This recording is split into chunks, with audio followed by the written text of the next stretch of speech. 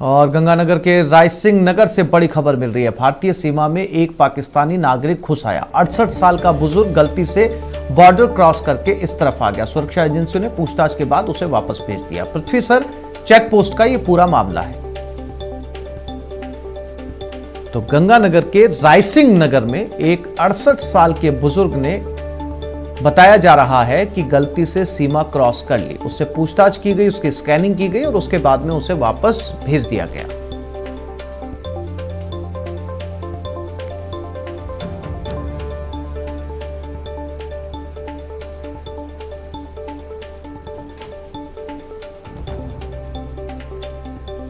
और इसी खबर पर ज्यादा जानकारी के लिए बात करते हैं हमारे गंगानगर संवाददाता अशोक शर्मा के साथ। अशोक, क्या था ये पूरा मामला और कैसे ये बुजुर्ग जो है वो भारत की तरफ चला आया? आसिफ जी, दरअसल ये मामला मंगलवार की अल सुबह है, जब ये पाकिस्तान के एक 68 वर्षीय बुजुर्ग अल्लाह बख्श जो अल सुबह नमाज पढ़ने के लिए जा रहे थे, लेकिन बुजुर्ग होने की वजह से और अंधेरे में रास्ता भटककर गलती से भारतीय सीमा में प्रवेश कर गए। जैसे ही भारतीय सुरक्षा बल के जवानों की इस पर नजर पड़ी तो इन्होंने इसको ललकारा और अपनी कस्टडी में लेकर जब इनसे पूछताछ की गई तो कुछ भी संदिग्ध नहीं दिखा। थोड़ा सा मेडिकल कंडीशन और फिजिकल कंडीशन भी, चूंकि बुजुर्ग हैं तो वो भी ठीक नहीं लगी। उसके बाद जब इन्होंने पूरी तरह से, सुरक्षा एजेंसी जब पूरी तरह से सेटिस्फाइड हो गई कि ये संदिग्ध नहीं है, गलती से भटके हुए बुजुर्ग हैं जो भारतीय सीमा में प्रवेश कर गए हैं, उसके बाद उन्होंने पाकिस्तानी ऑफिसर्स के साथ फ्लैग मीटिंग करी और फ्लैग मीटिंग करते हुए इन्हें वापस बहावलपुर, जहाँ के रहने वाले थे पाकिस्तान के, वहां उनको वापस भेज दिया गया। पूरा का पूरा मामला जब मीडिया की जानकारी में आया तो पूरी तरह से ये बात खुलकर सामने आई कि गलती से ये बुजुर्ग भारतीय सीमा में प्रवेश कर गए थे और भारतीय सीमा सुरक्षा बल के जवानों ने अपनी जिम्मेदारी के साथ साथ इंसानियत का भी परिचय देते हुए बुजुर्ग को बासम्मान बाइज्जत वापस भेज दिया। जी अशोक, जानकारी के लिए आपका धन्यवाद।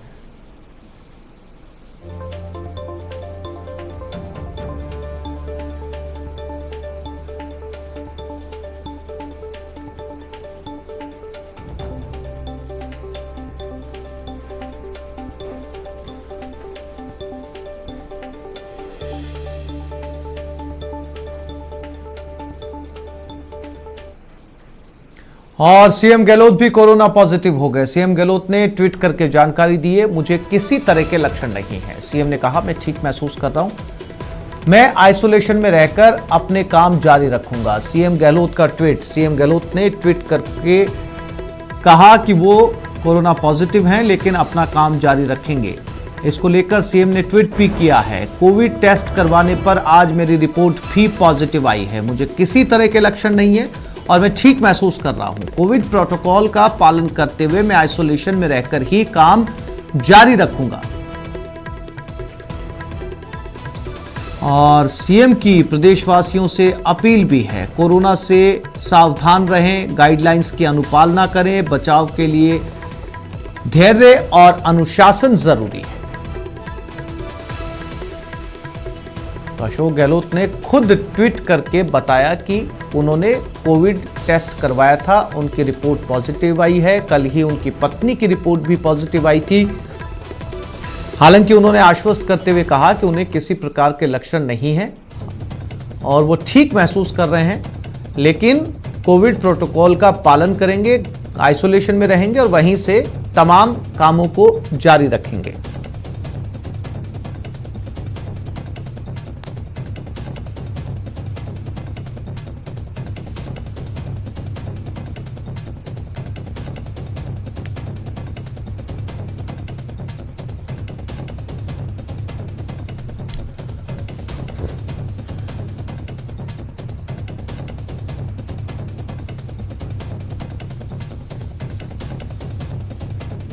और सीएम ने प्रदेशवासियों से अपील की है कि कोरोना से दूर रहें और कोरोना से सावधानी बरतें, गाइडलाइंस की अनुपालना करें, बचाव के लिए धैर्य और अनुशासन की जरूरत है।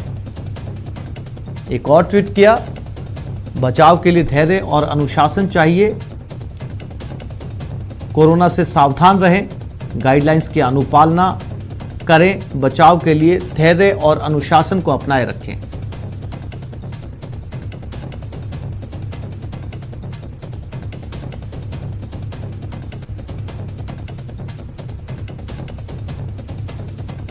और मंत्री शांति धारीवाल ने भी जल्द स्वस्थ होने की कामना की है।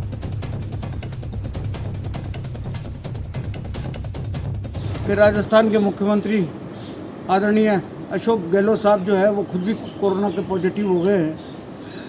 अब बताइए, जो आदमी 18 घंटे काम कर रहा, 18-19 घंटे काम कर रहा हो लगातार कोविड की जंग में राजस्थान को जिताने के लिए, यहाँ की प्रदेश की जनता की सेवा करने के लिए आज वो कोरोना हो गया। उनकी पत्नी भी पहले कोरोना हो चुकी है। तो हम तो ये आशा करते हैं, लेकिन फिर भी आप ये देखिए उस आदमी की हिम्मत, तो वो कह रहे हैं कि कोरोना पॉजिटिव हो गया तो कोई बात नहीं, लेकिन मैं काम करता रहूँगा, लगातार काम करता रहूँगा और देश की, ये राजस्थान की प्रदेश के लिए पूरा इंतज़ाम करता रहूँगा।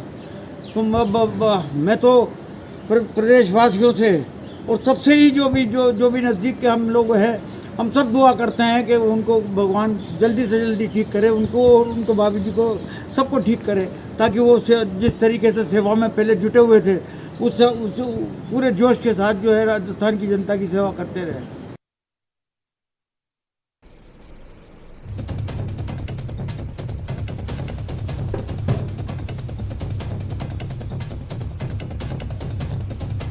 तो ये गोविंद सिंह डोटासरा ने भी ट्वीट कर लिखा है, सर अपना ख्याल रखें, मैं आपके जल्द स्वस्थ होने की कामना करता हूं। गोविंद सिंह डोटासरा का ट्वीट अशोक गहलोत के पॉजिटिव आने के बाद।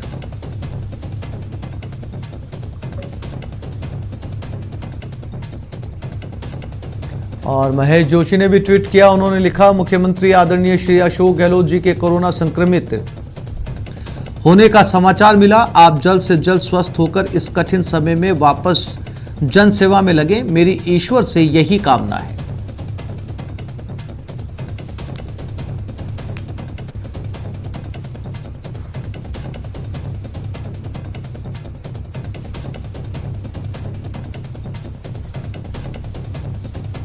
और इससे पहले सीएम गहलोत की पत्नी भी कोरोना पॉजिटिव आई थी। सीएम गहलोत की पत्नी को भी कोरोना हुआ था। सुनीता गहलोत को कोरोना पॉजिटिव की रिपोर्ट आई। बुधवार को सीएम ने ट्वीट कर इसकी जानकारी दी, जिसकी जानकारी सीएम गहलोत ने खुद ट्वीट के जरिए दी थी। सीएम ने लिखा था कि मेरी पत्नी श्रीमती सुनीता गहलोत कोविड पॉजिटिव आ गई हैं, एसिम्टोमेटिक।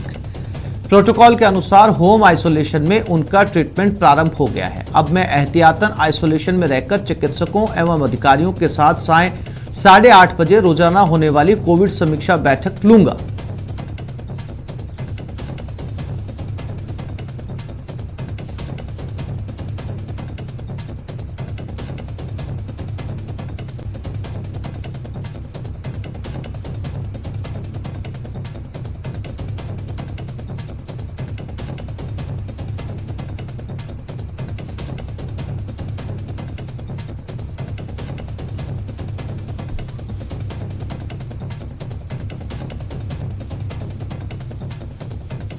और देश में कोरोना की रफ्तार बेकाबू हो चुकी है। 24 घंटे में कुल 3,645 मौतें हो गई।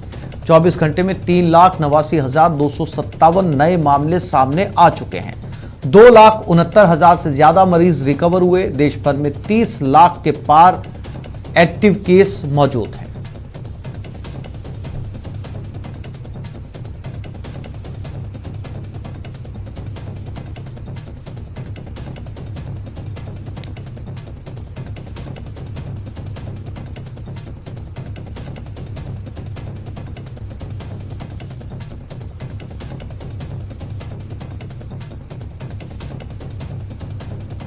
और मरुधरा में फिर वायरस का महाविस्फोट हुआ। एक दिन में 120 लोगों ने दम तोड़ दिया। 16,613 लोग संक्रमित हुए।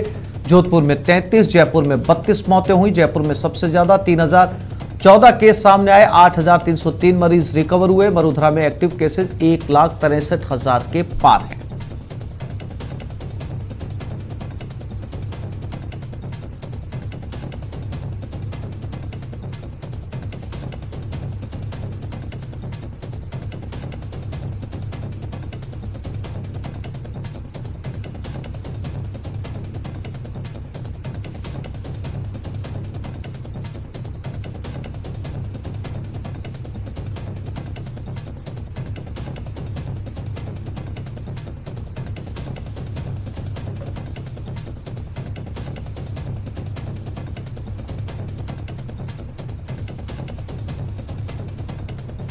तो जयपुर में सबसे ज्यादा 3014 मामले सामने आए हैं।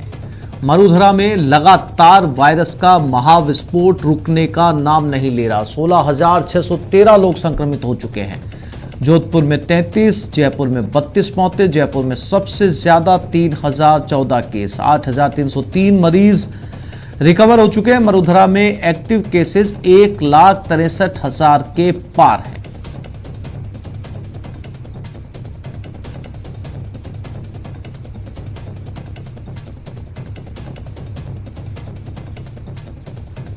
और इसी खबर पर ज्यादा जानकारी के लिए बात करते हैं। हमारे उदयपुर संवाददाता कपिल श्रीमाली हमारे साथ जुड़ गए और बीकानेर से सतवीर सिंह राठौड़ हमारे साथ इस समय लाइव जुड़े हुए हैं। सबसे पहले रुक करते हैं उदयपुर की तरफ।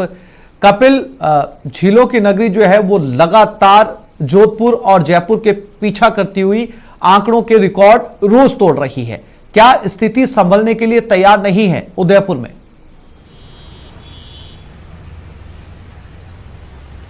जी बिल्कुल, देखिए जो पॉजिटिव मरीजों की संख्या लगातार सामने आ रही है वो 25% से 30% जो कुल जांचें हैं उसकी अभी तक पॉजिटिविटी रेट बनी हुई है। और ये जो रेशियो है ये काफ़ी भयावह स्थिति भविष्य की ओर बताता है, क्योंकि उदयपुर में सभी वेंटिलेटर्स बेड जो हैं वो फुल हो चुके हैं।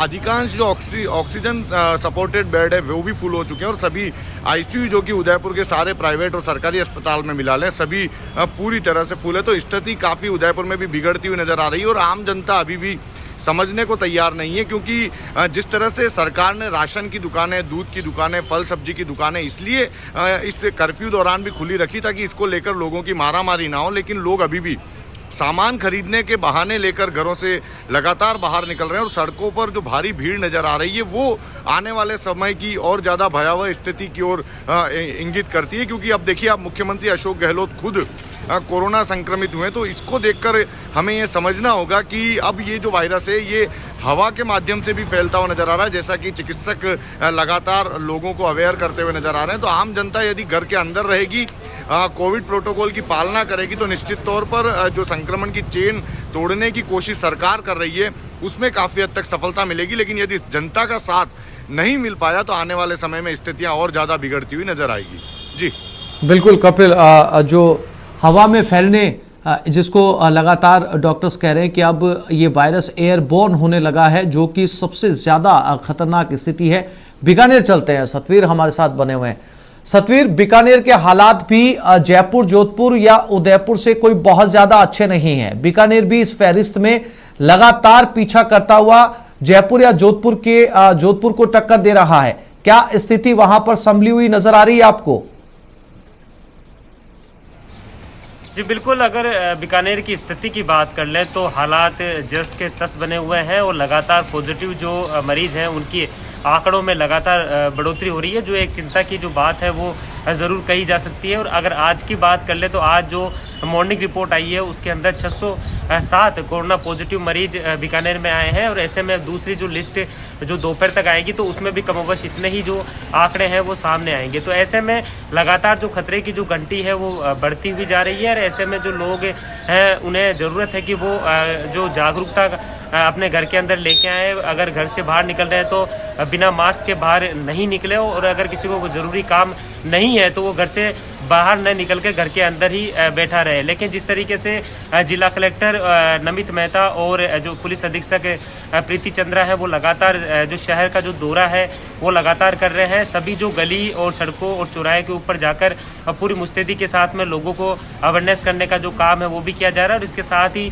जुर्माना भी वसूला जा रहा है। जो फालतू में जो लोग घूम रहे हैं, जो बिना काम के अपने साधन लेके सड़कों पर घूमते और टहलते हुए नजर आ रहे हैं, उनके खिलाफ कार्रवाई भी की जा रही है। लेकिन ऐसे में सोचने वाली बात है कि जिस तरीके से बीकानेर में आंकड़े लगातार बढ़ते हुए जा रहे हैं, ऐसे में सबक लेने की हमें बहुत ज़रूरत है।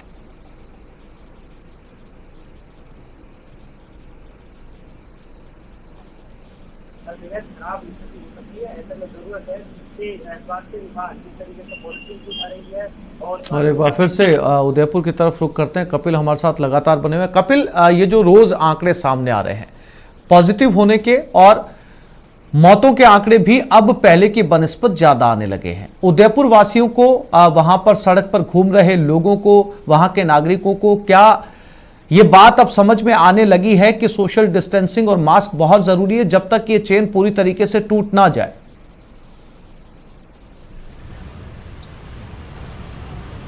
जी बिल्कुल, देखिए लोग सरकार पिछले 1 वर्ष से लगातार आम आदमी को इस बात को लेकर अवेयर कर रही है कि जिस तरह की महामारी फैली है उसके बचाव की सिर्फ सुरक्षा जो है, स्वयं की सुरक्षा ही उपाय है। तो लोग अब मास्क जरूर लगाने लगे हैं, सोशल डिस्टेंसिंग की काफ़ी हद तक पालना करते हुए नजर आते हैं, लेकिन अभी सड़कों पर निकलने पर भी पाबंदी है, लेकिन सड़कों पर लोगों की जो आवाजाही है वो अभी कम नहीं हो पाई है। तो इसको लेकर भी उदयपुर की जनता को या प्रदेश की जनता को ये समझना होगा कि सरकार ने कर्फ्यू, जन अनुशासन पखवाड़ा इसीलिए घोषित किया है ताकि लोगों की आवाजाही सड़कों पर कम हो, और जो एयरबोर्न वायरस जो है, जो कि अब नज़र आने लगा है, जिससे एकदम से संक्रमित मरीजों की संख्या तेजी से बढ़ी है, तो वो तभी कम हो पाएगी जब लोगों की आवाजाही सड़कों पर कम होगी, लोग अपने घरों में भी कोविड अप्रोप्रिएट बिहेवियर का पालन करेंगे, ताकि जो बाहर जो व्यक्ति जाकर अपने घर पहुंचता है वो अपने घर वालों को संक्रमित ना करें।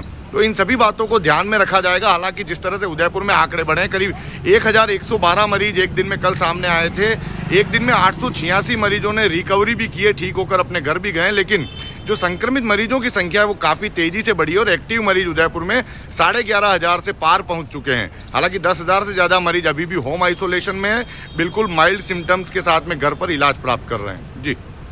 जी कपिल, बिल्कुल स्थितियां जो है वो बिल्कुल खतरनाक होती हुई नजर आ रही हैं, और आम लोग, जैसा कि आपने बताया कि सड़कों के ऊपर अभी भी भीड़ की शक्ल में नजर आ रहे हैं। लगातार राज्य सरकार से लेकर केंद्र सरकार आम नागरिकों से बार बार गुजारिश कर रही है कि कोविड की स्थिति के अंदर कम से कम घर से बाहर निकलें, जब तक बहुत ज़रूरी ना हो घर से बाहर ना निकले, क्योंकि स्थिति अब जो है वो हवा में फैलने की नौबत अब कोरोना की आ चुकी है, एयरबोर्न होने लगा है, यानी कि जो लोग स्वस्थ हैं वो भी हवा के जरिए संपर्क में आके कोरोना पॉजिटिव हो सकते हैं। इसलिए घर पे रहने से कोविड से काफी हद तक बचा जा सकता है।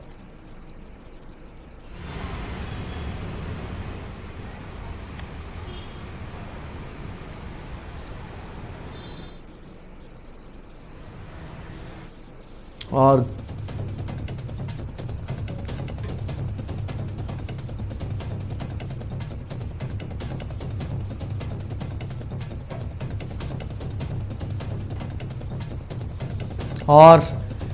एक बार 24 घंटे में जिलेवार कोरोना का हाल भी जान लेते हैं। जयपुर में 3014, जोधपुर में 2220, अलवर में 1123, उदयपुर में 1112, सीकर में 810, अजमेर में 790, कोटा में 687, पाली में 591, बीकानेर में 544 और बांसवाड़ा में 201 मामले अब तक सामने आ चुके हैं।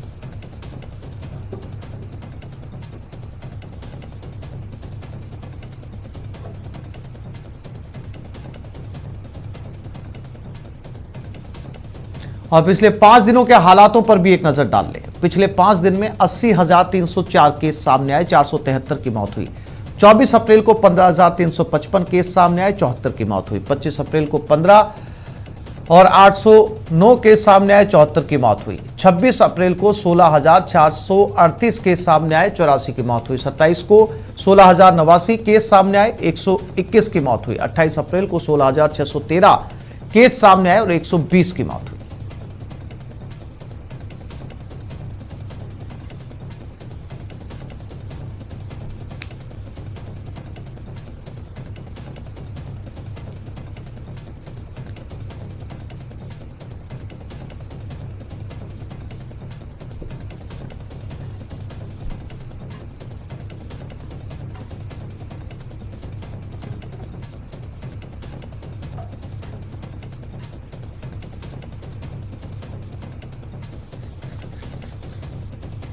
हाल ही में 3 मंत्रियों का समूह दिल्ली भेजने के बाद अब राज्य सरकार अधिकारी पर विचार कर रही है। ये दल ऑक्सीजन और कॉन्सेंट्रेटर समेत अन्य संसाधनों की उपलब्धता के लिए चीन जाएगा।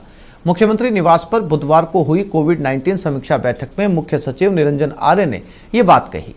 बैठक में मुख्यमंत्री अशोक गहलोत ने कहा कि राज्य सरकार कोरोना संक्रमण की दूसरी घातक लहर से बेहद चिंतित है। साथ ही अधिकारियों को निर्देश दिया कि प्रदेशवासियों की जीवन रक्षा के लिए जहां से और जिस तरह से संसाधन जुटा सकते हैं जुटाए जाएं। सीएम ने तीसरी और चौथी लहर की आशंका जाहिर करते हुए कहा कि राज्य सरकार वित्तीय संसाधनों की कोई कमी नहीं आने देगी। अस्पतालों में बेड, ऑक्सीजन, रेमडेसिविर, टोसिलिजुमेब और अन्य संसाधनों का समुचित और बेहतर प्रबंधन होगा। केंद्रीय मंत्रियों, अधिकारियों से लगातार समन्वय बनाए रखें। अनकंट्रोल रूम की गहन मॉनिटरिंग सुनिश्चित की जाए। 181 हेल्पलाइन का व्यापक प्रचार प्रसार हो।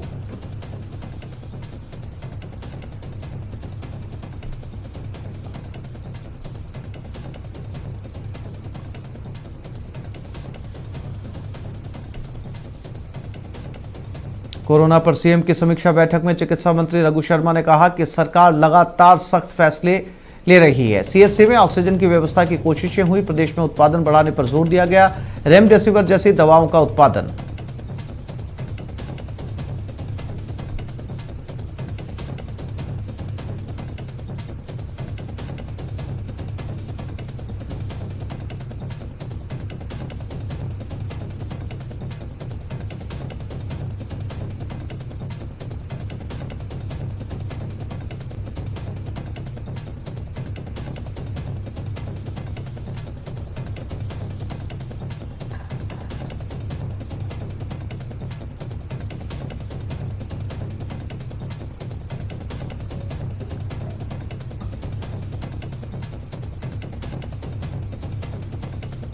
संकट काल में आइए आपको मिलवाते हैं कैसे ब्लड डोनर क्लब के युवा ब्रिगेड से जो जिंदगी बचाने में जुटे हुए हैं।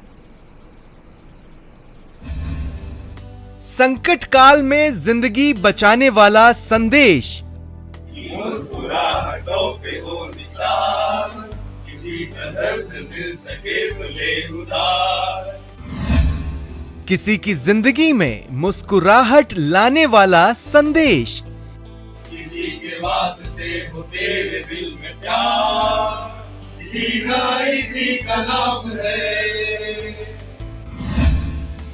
डोनेशन वाला संदेश। किसी को न हो हमें एतबार, जीना इसी का नाम है, जीना इसी का नाम है। ये प्लाज्मा डोनेशन वाला संदेश है ताकि इस संकट की घड़ी में किसी की जिंदगी बचाई जाए, किसी की मुस्कुराहट लौटाई जाए। जी हां, ये जोधपुर के ब्लड डोनर्स क्लब के युवा ब्रिगेड हैं जो जिंदगी बचाने में जुटे हैं सोशल मीडिया के जरिए। प्लाज्मा डोनेशन की अपील कर हर रोज 5 से 10 लोगों से प्लाज्मा डोनेशन करवा रहे हैं और किसी की सांसें टूटने से बचा रहे हैं। जब भी किसी व्यक्ति का सोशल मीडिया पर संदेश आता है, भले ही उस व्यक्ति से जान पहचान ना हो, उसकी जान बचाने के लिए ये युवा मथुरादास माथुर अस्पताल सहित अन्य अस्पतालों में प्लाज्मा डोनेशन करने के लिए पहुंच रहे हैं और ये एक जीवनदायिनी संजीवनी साबित हो रहा है। सोशल मीडिया के जरिए इस युवा ब्रिगेड को जैसे ही इस बात की जानकारी मिली कि किसी मरीज को प्लाज्मा की जरूरत है, फौरन जिंदगी बचाने में जुट जाते हैं। जो पहले 1 महीना पहले या जो साथी कोरोना पॉजिटिव हुए या अन्य विभागों में जिन साथियों ने कोरोना की दोनों वैक्सीन डोज लगवा ली है, उन साथियों से संपर्क करके हम कोशिश कर रहे हैं कि तुरंत से तुरंत उन जो कोरोना वायरस से संक्रमित मरीज हैं उनको हम राहत पहुंचा सकें। यही हमारा उद्देश्य है कि हम जितना कुछ इस समाज के लिए, देश के लिए कर सकें।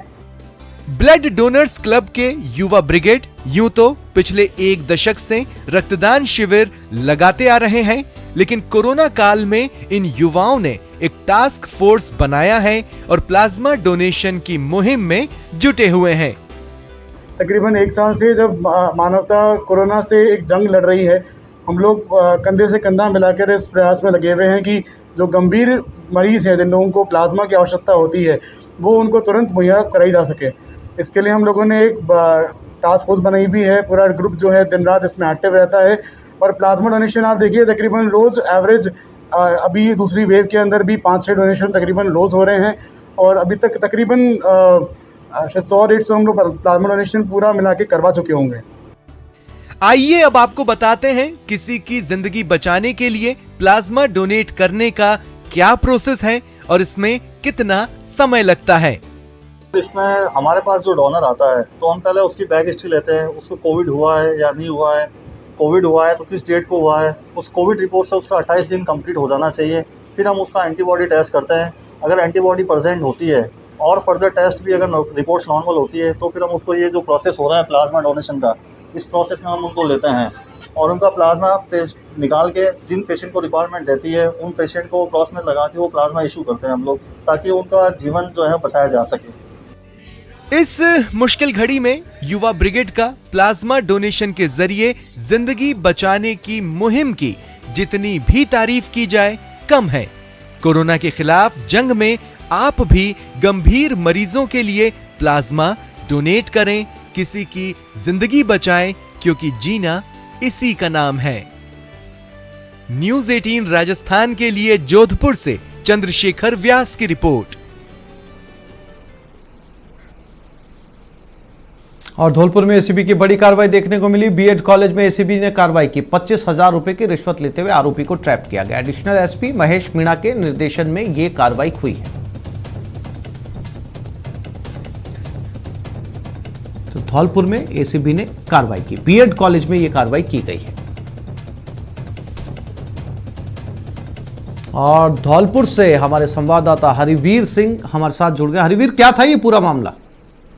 आशीष, मैं आपको बता दूं कि आज धौलपुर में एसीबी की टीम ने बहुत बड़ी कार्रवाई की है, जिसमें 25,000 की रिश्वत लेते एक निजी कॉलेज के संचालक को पकड़ा है और वो जगदीश बीएड महाविद्यालय आंगई सरमथरा का ये मामला है, जिसमें 75% हाजिरी न होने के एवज में उसने ये 25,000 की रिश्वत मांगी थी और उसका परीक्षा का हवाला देते हुए उसने 25,000 की रिश्वत मांगी थी। अतिरिक्त पुलिस अधीक्षक महेश मीणा के निर्देश में यह कार्रवाई की गई है।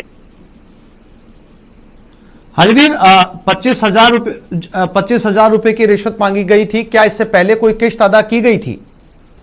नहीं सर, इससे पहले कोई कुछ नहीं की गई थी। ये क्या है कि 75% हाजिरी न होने के कारण उससे 25,000 की रिश्वत मांगी थी। जी हरिवीर, जानकारी के लिए आपका धन्यवाद।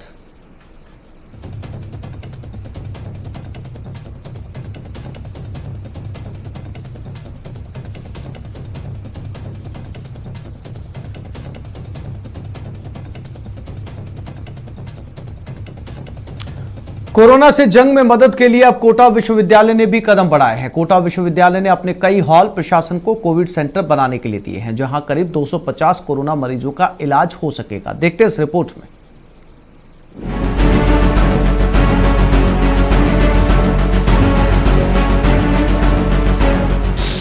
मुश्किल वक्त है, इसलिए भूमिकाएं बदल रही हैं। तभी स्टूडेंट से गुलजार रहने वाले कमरे और गलियारे कोरोना के खिलाफ छिड़ी निर्णायक जंग के लिए तैयार हैं। जी हां, कोविड मरीजों की लगातार बढ़ती संख्या को देखते हुए जिला प्रशासन की जरूरत के मुताबिक कोटा विश्वविद्यालय में कोविड केयर सेंटर बनाया गया है। यूनिवर्सिटी के 10 बड़े हॉल को कोविड केयर सेंटर के रूप में अधिकृत किया गया है। इन बड़े हॉल में 500 से अधिक मरीजों को न केवल भर्ती किया जा सकेगा, बल्कि उनको आराम से बेड भी उपलब्ध हो सकेगा। 10 हॉल कोविड केयर सेंटर के रूप में परिवर्तित। ये कोविड सेंटर मेडिकल कॉलेज के अधीन संचालित होंगे। संचालन की जिम्मेदारी नगर विकास न्यास को सौंपी गई है। सोशल डिस्टेंस रखते हुए पलंग लगाए जाएं। प्रत्येक पलंग पर हम ऑक्सीजन कंसंट्रेटर लगा के ऑक्सीजन की सप्लाई कर सकें। कमरे छायादार हों, हवादार हों, लाइट और पंखों की व्यवस्था हो। तो इस भवन में सब कुछ ऑटोमेटिक पहले से उपलब्ध। कोटा यूनिवर्सिटी की ये पहल इसलिए भी खास है क्योंकि जिले में बढ़ते कोरोना संक्रमण के चलते अस्पतालों में बेड की कमी हो गई है। तो इस बुलेटिन में फिलहाल इतना ही। नमस्कार।